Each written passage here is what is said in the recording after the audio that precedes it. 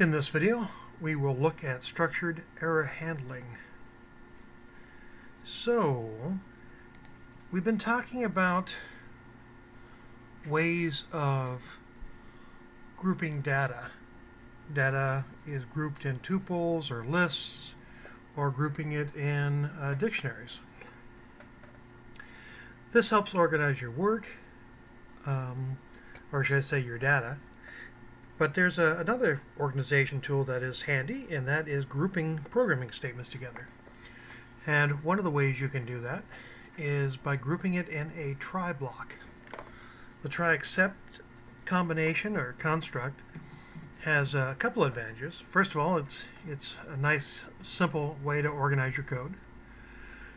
And if the code inside the try block actually has an error of some type, Python will automatically move the running code to a except block where you can actually go ahead and handle the code, handle the error in any way you want. So, let's say I've written code like this. I've got a number and a second number, and I try to divide the first by the second, but the second one's at 0. What normally happens is that Python throws an error message that looks like this. Traceback, most recent call, last, file, division by 0 error, float division by 0.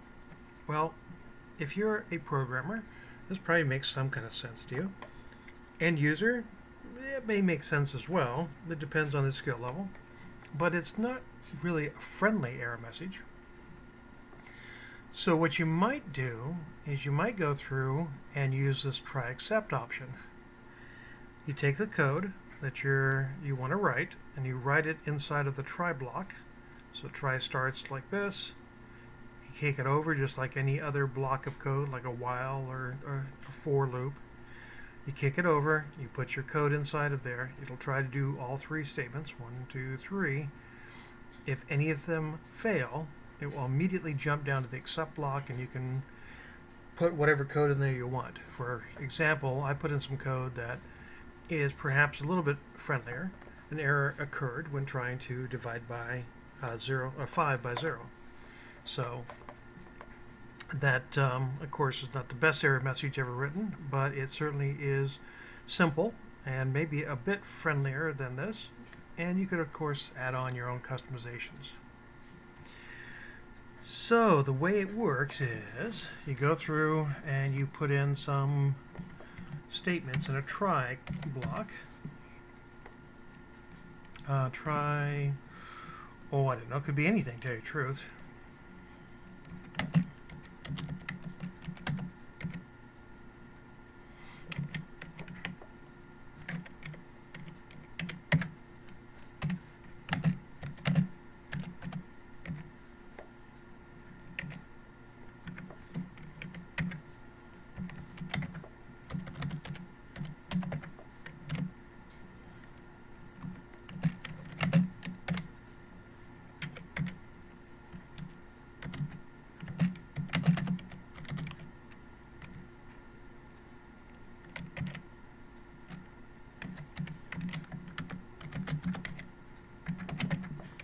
Now, I'm pretty sure this file does not exist in this folder, so I'm expecting it to have an error message.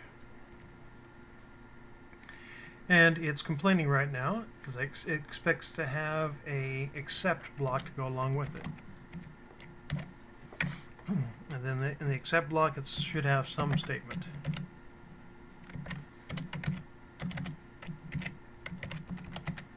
Now, I should come up with a better error message than that, but that'll work. Let me put a breakpoint here, and I'll right-click and say debug.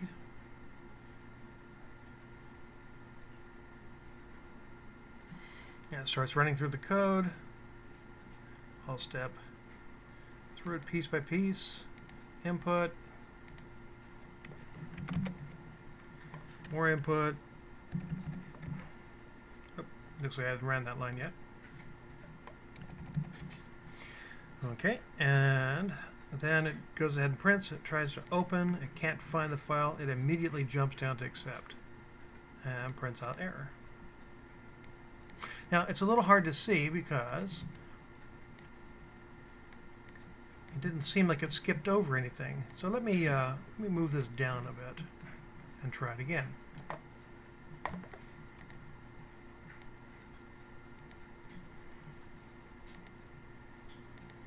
So again, I'll start walking through the code.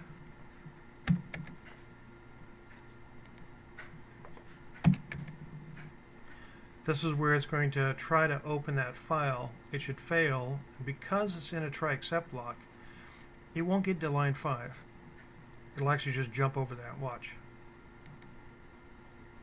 So it never actually prints out any data. It just goes right down to the printing out the word error. So it's a nice simple way of grouping your statements together. It also provides a way of structuring any error handling that you want to have. So they call this structured error handling. The other way of doing it was to go through, before they had this kind of stuff, was basically to go through and try to, I made that alt trick here, go through and try to check if any error happened when you open this. So it'd be like if you got some kind of error, I don't know,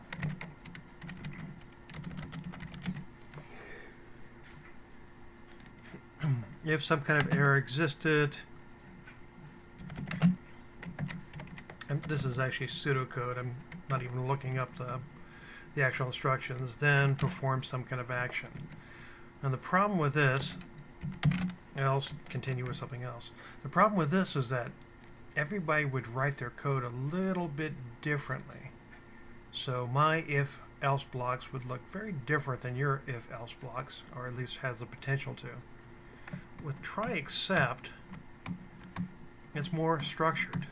You can expect to open up code and see the try except, and it should look very familiar as far as a pattern that it uses. So structured error handling is a good thing for a number of reasons. First of all, it builds consistency.